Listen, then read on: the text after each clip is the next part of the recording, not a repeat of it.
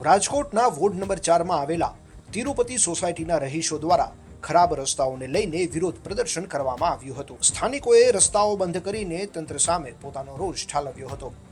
લાંબા સમયથી ખરાબ રસ્તાઓની સમસ્યાથી પરેશાન તિરુપતિ સોસાયટીના રહીશોએ વારંવાર રાજકોટ મહાનગરપાલિકા એટલે આરએમસી સમક્ષ રજૂઆતો કરી હતી। જો કે તંત્ર દ્વારા કોઈ નક્કર કામગીરી ન થતા આખરે સ્થાનિકો મેદાને ઉતર્યા હતા।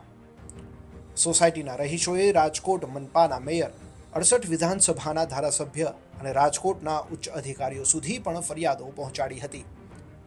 તેમને મુખ્ય માંગણીઓમાં સોસાયટીમાં રોડ પહોળો કરવો અને આગળની સોસાયટીમાં રોડ બન્યા બાદ પણ તિરુપતિ સોસાયટીમાં રોડ ન બનવા દેવાનો મુદ્દો સામેલ હતો। ડાંગર જાગૃતિબેન,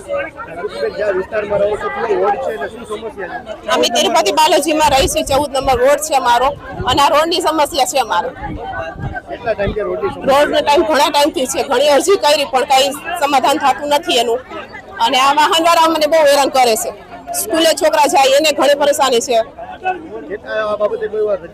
ઘણી બધી કરેલી છે પણ કોઈ ધ્યાન દેતું નથી અમારું।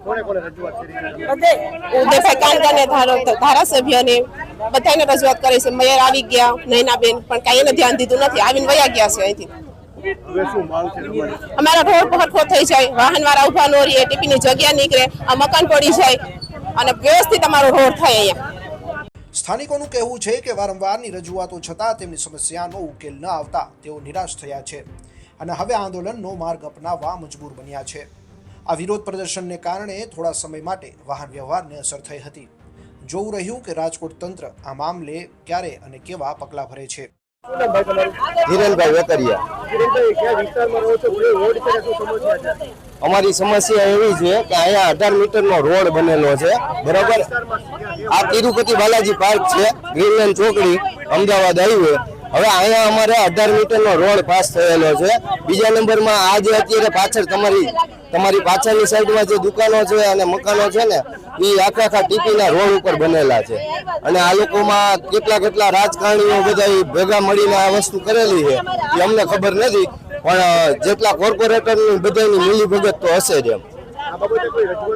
આ બાબતે રજૂઆત આની પહેલા કરેલી છે પણ આનો કાંઈ નિવારણ આવ્યું નથી।